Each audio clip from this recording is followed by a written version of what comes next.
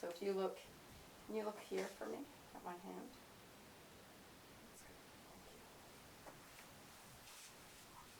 That's good. Thank you. I'm just going to sneak in here. I like to see and hear what I've been saying. Oh, okay. So there you can see what you look like. Okay. And what you were saying earlier was about your sound art and how you work with sound and how you bought these instruments in Japan. Yeah. And that it's all derived from the Japanese, the phonetics, and that as you're doing the performances, you think about emotion, but you're not really thinking that much. You're just in the performance when you're doing it.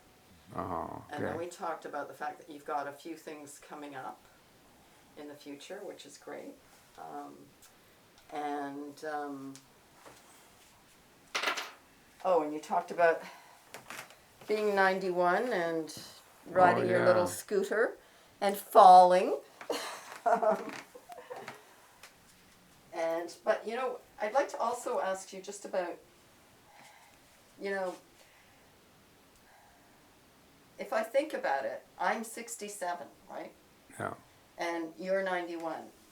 For me, I've been making art since I met you at OCA many, many years ago. And now I feel like, things are shifting all around me in the world. Yeah. And there's a whole younger set of artists, and how do I keep up with them, or how do I stay relevant and all of that? Yeah. And is that something that you ever ask yourself or think about at 91? I don't. Or are you past that? And I'm going to ask you not to tap your finger on that. Sorry. I would have to think about it. Of course, if I was around young people more consistently, I might start to develop a view of where they are and where I am. But right now, my main focus is on the fact that I'm 91, and so I'm not suspicious. But I'm curious about how my attitude to life in general has been affected by becoming 91.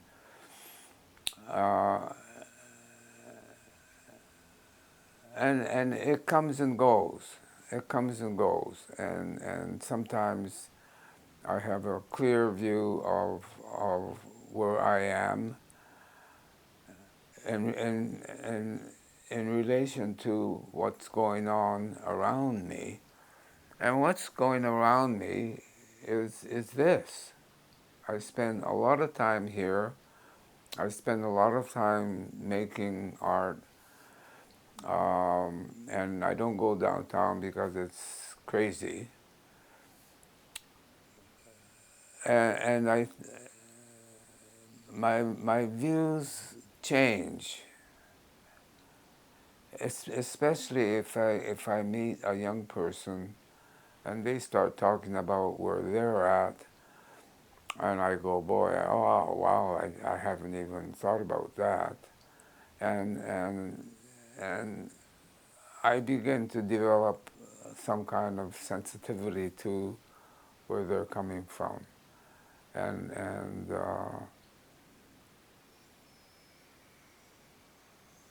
so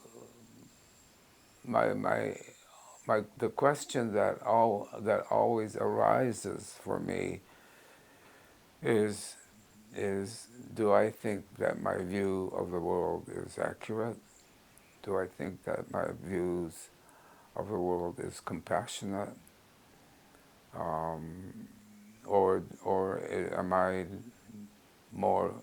living more within my own self and my own problems of getting old?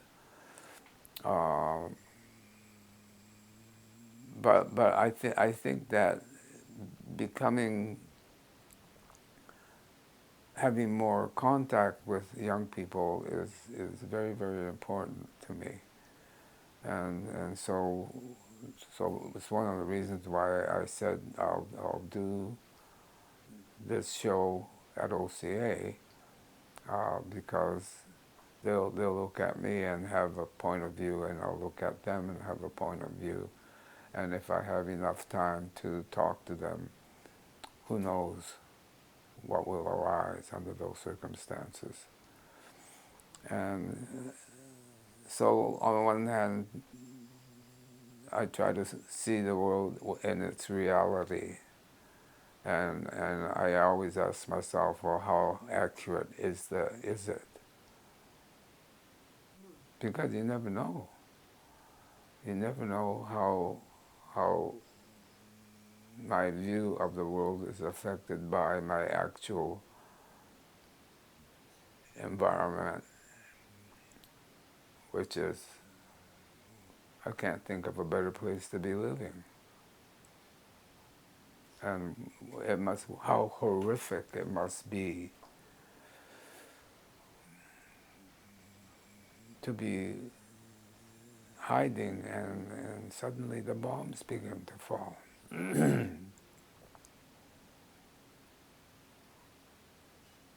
So I think about that, especially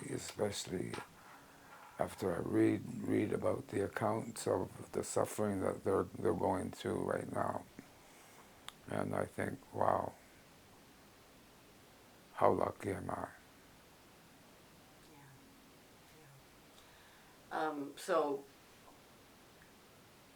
you have actually, like, you live actually a fairly isolated existence, right? Yeah. And because you're way out here, geographically, the city traffic patterns have changed, and, you're driving a bit, but not as much, right? Yeah. And why would you go downtown?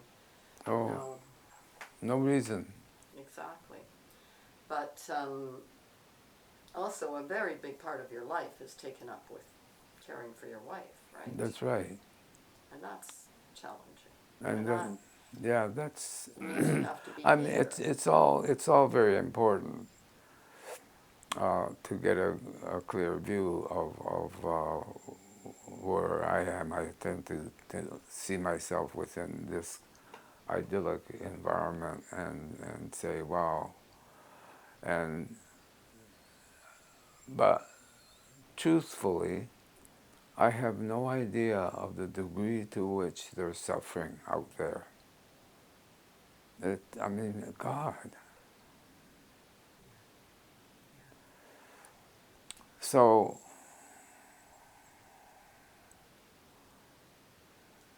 that's it.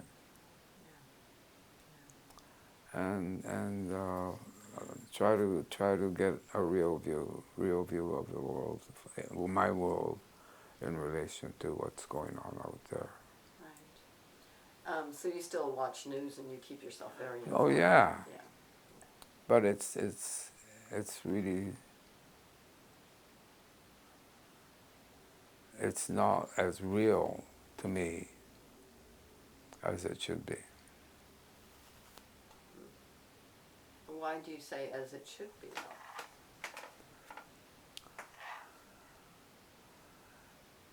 I guess it depends on the degree to which I'm actually involved in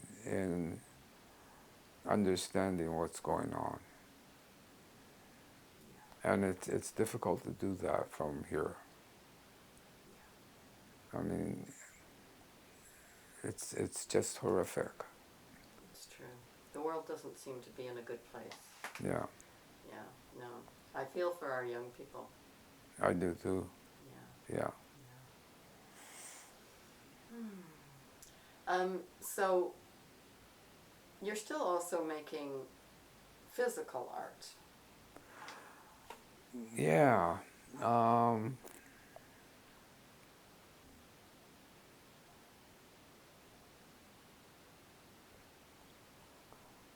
I'm not sure how important my work is. I'm not sure how important my work is in relation to the art world in Toronto, for instance.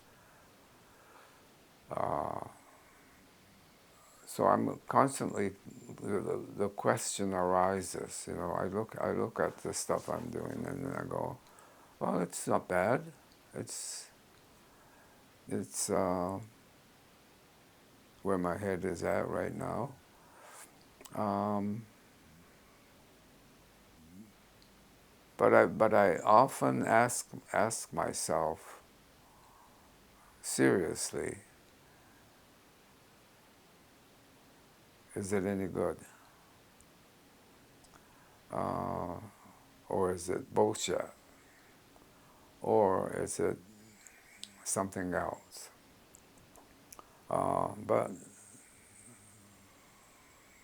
But I try my best, and that's all there is. Do you think what you're asking about is the question of relevance? Are you still relevant? Am I still relevant? Yeah, I don't think I'm relevant. No? If you think about yourself Yeah. when you were young and older artists that were around then, you know, can you think about whether you felt they were relevant when you were younger? Wow, that's a hard question.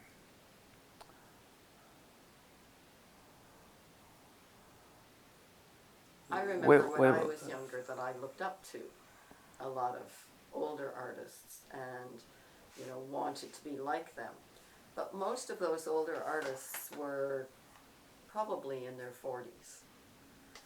They weren't in their 90s. Mm-hmm. Yeah. Mm-hmm. And 90 at that point for me was so far away, you Mm-hmm. know, that I couldn't conceive of somebody still continuing to work.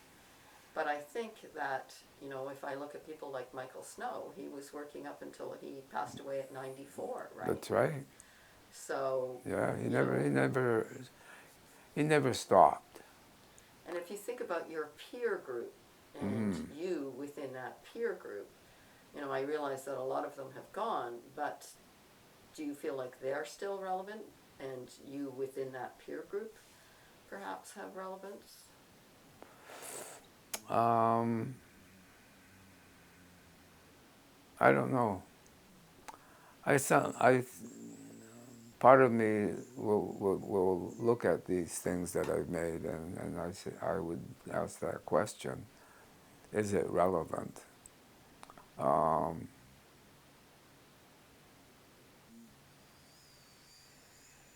and I'm not sure.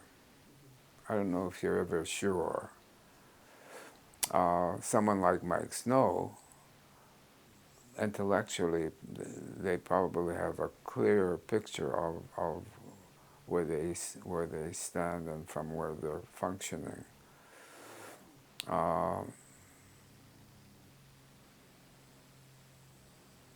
I'm not sure. I'm never sure, but that's okay. Do you think that was the same when you were younger? When I was younger, I was sure that I was going to do something really good. And time passes, and you produce what you produce. Sometimes they're good, and sometimes, in hindsight, sometimes they're not. Um, but you just keep going and continue to do what you're doing and continue to live life according to those standards. Um, but there are always questions about how good it is or how not good they are. Who decides? Hmm? Who makes that decision? I think the individual artists make that answers that question, and for me, I'm always in doubt. And that's okay. I don't think there's anything wrong with constantly being in doubt. Every now and then I go, wow, that's good. Every now and then I go, well, I don't know about that. Uh, but I don't put myself down. If I say, oh, the stuff that I'm doing now is not very good, not very interesting, I move on. And I'm never too hard on myself as far as that is concerned. If you had any kind of advice to give a young artist, what would you say? I would never give a, Oh, okay, good. I would never give. It's if I'm a teacher, I'll teach them to the to the best that I'm capable of. But beyond that, it's they have to learn themselves. How many years did you teach for? 25 years, 24 years. Can you talk a little bit about that? Um,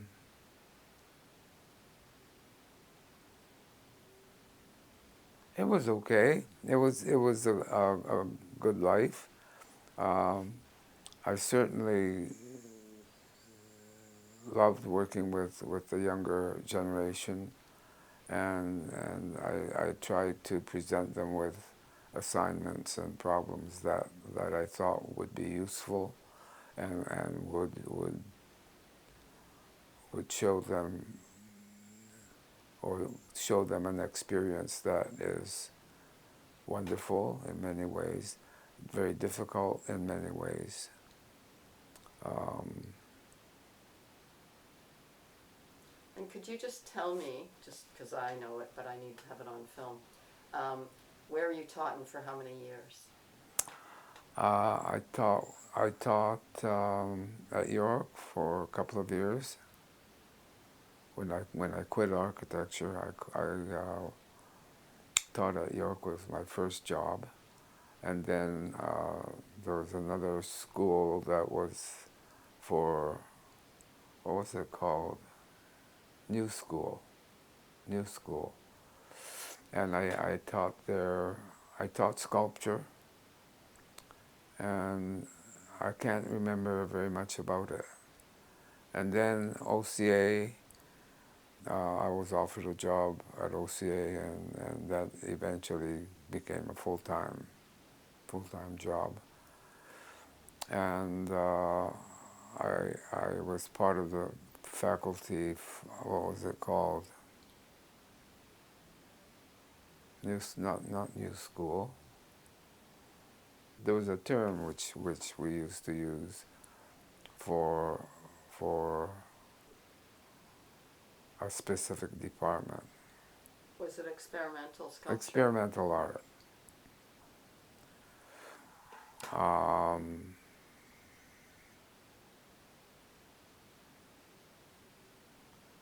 one of my experiences was which was very painful for me was reviewing at the end of the year, reviewing the work of students, and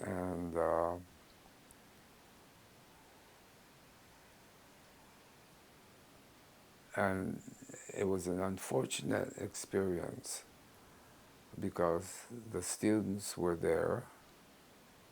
They should never be there because it may color, because they see the results of the year's work that they've done, and often a group of teachers would be selected to criticize specific works, or there are a group of teachers who are chosen to be on the scholarship. Mm-hmm.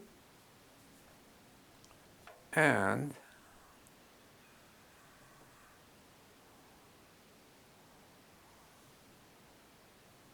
no, I don't want to talk about this.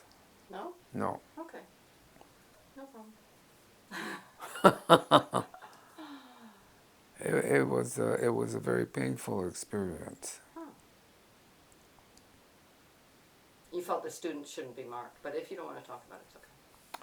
I think that the students should not be there. They have the whole year in which they're confronted with critiques, and the teacher does their best to be critical of what they're doing and what they've done.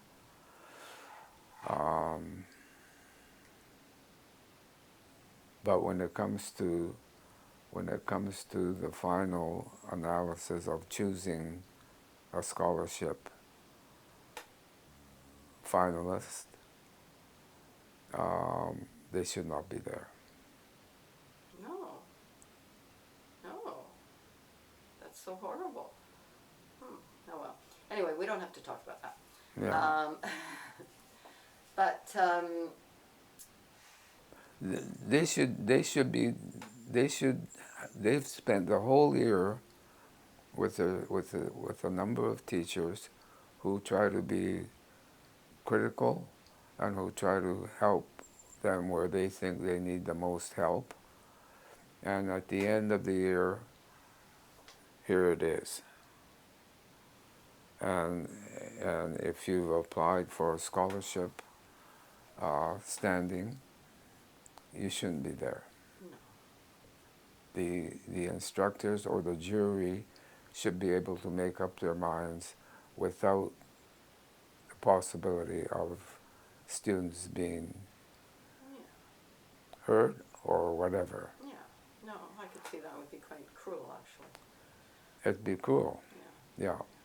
So I always think of, there was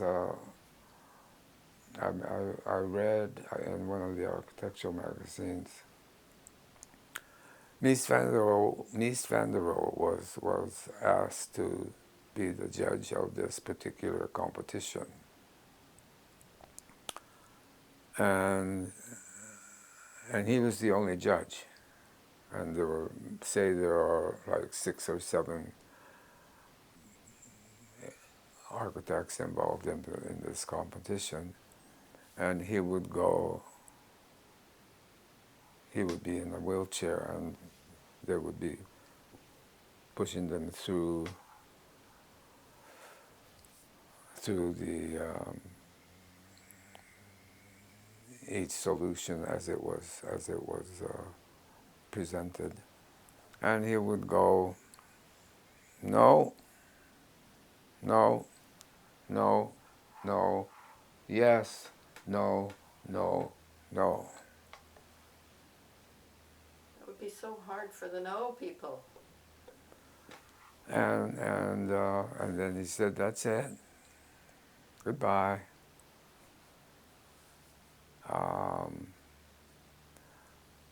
So I guess with him, it's the experience of being one of the top architects in the world, and the experience of sitting in many critiques and juries that he knows, or that's why they picked him. He may be right, he may be wrong, but that's how it seems to go. All right, let's change the topic to something else. Okay. What else did I want to ask you? Well, when I talked to you like back in May, and you did that performance at Charles Street, and then since then I feel like there's been like a revival of interest in you, and I think that's pretty exciting. It is. It is.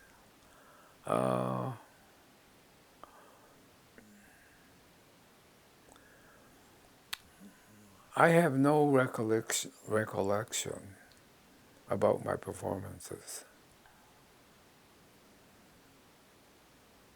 other than people coming up and saying, "That was terrific, Nabi. That was very good."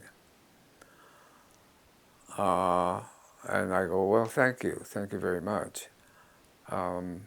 But personally, I have no recollection of the whole thing, the whole procedure.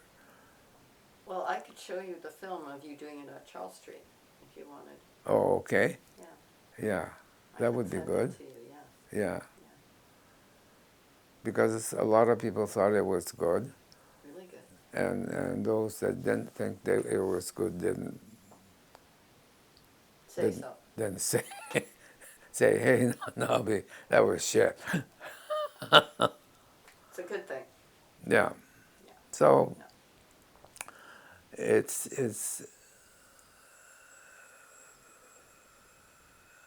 I think it's one of the aspects of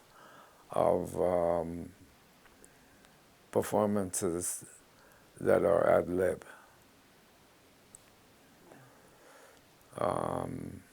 At least for me, the experience is that after it's over, I have no idea whether it was good or not. Yeah. I can understand that. Yeah?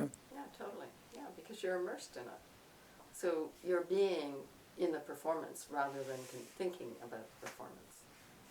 Yeah, they're two different things. Yeah.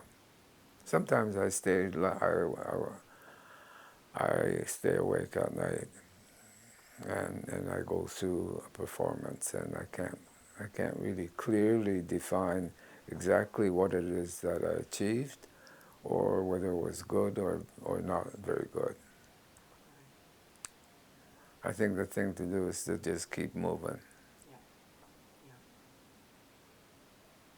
Good. All right. Well, I think we could stop for today. What do you Okay. think? Unless you want to say anything else. No. No? Okay. Great. This was good. These are interesting because they're very revealing Yeah? How so? of me, What do you mean? of who I am. And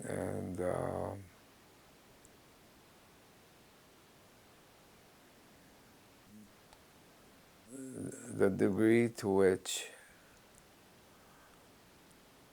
I am able to judge what I'm doing or not judge what I'm doing. I'm in constant doubt, and it's okay. I don't mind being in constant doubt. I never say when I look back on a performance or I look back on a piece of art and I go, "Wow, Kubota, that was great," or "That is very good, that is great." I never go there.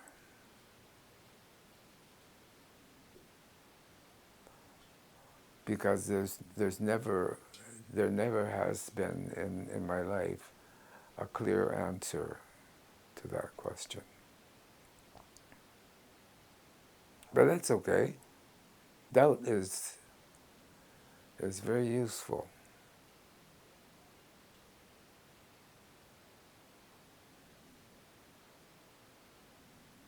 Tells you who you are. Sometimes you don't want to see who you are. Sometimes it's okay.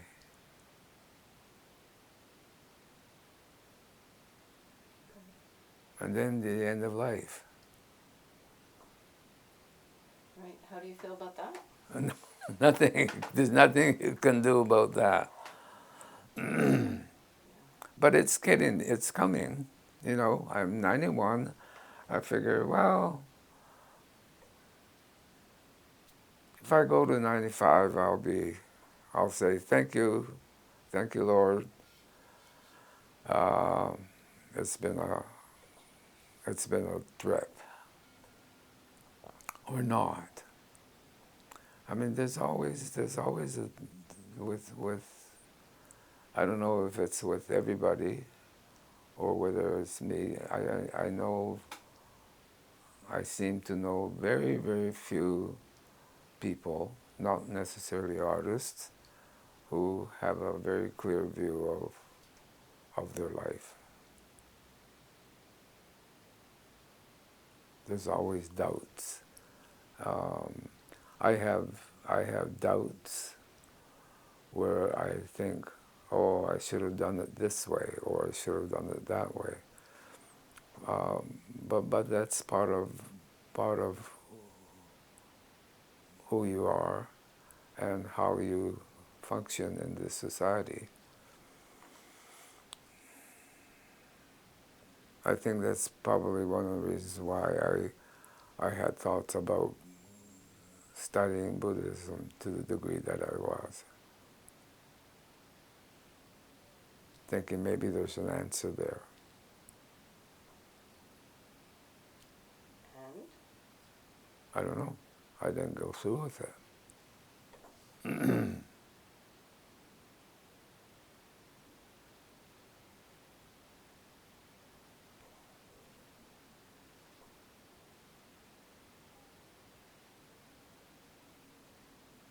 I'll see. okay.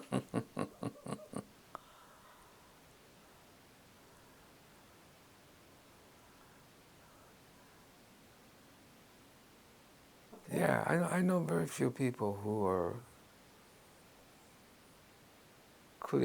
clear-minded. Um, and I know lots of people who have lots of doubts. And I think I include myself in that group. And there's nothing wrong with that. It's one way to find out. Yeah. Well, what is it you're doubting? I'm doubting who I am. I have doubts about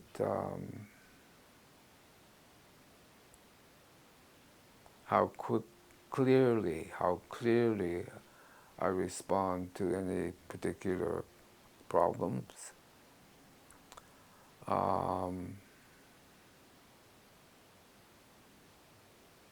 And sometimes I'm aware that I've made a wrong decision, and sometimes I'm clear on the right decision that I've made.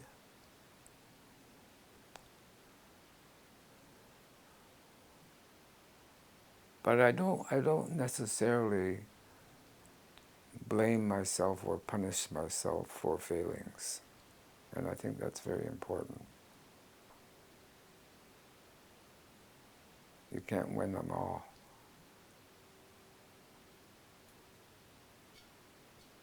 That's it. Okay. We turn it off?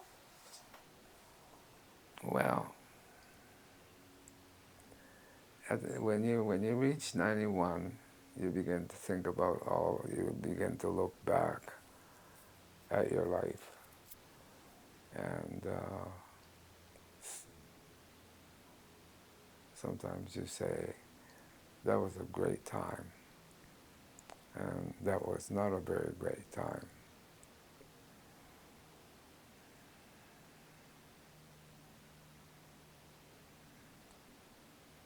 But the confrontation seems to be about truth. How truthful are you about yourself?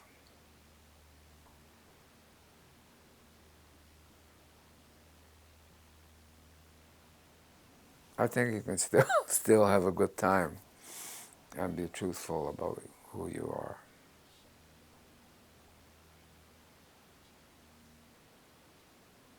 That's it. Yeah. Okay. Yeah. Sure. I'd like to see all this again.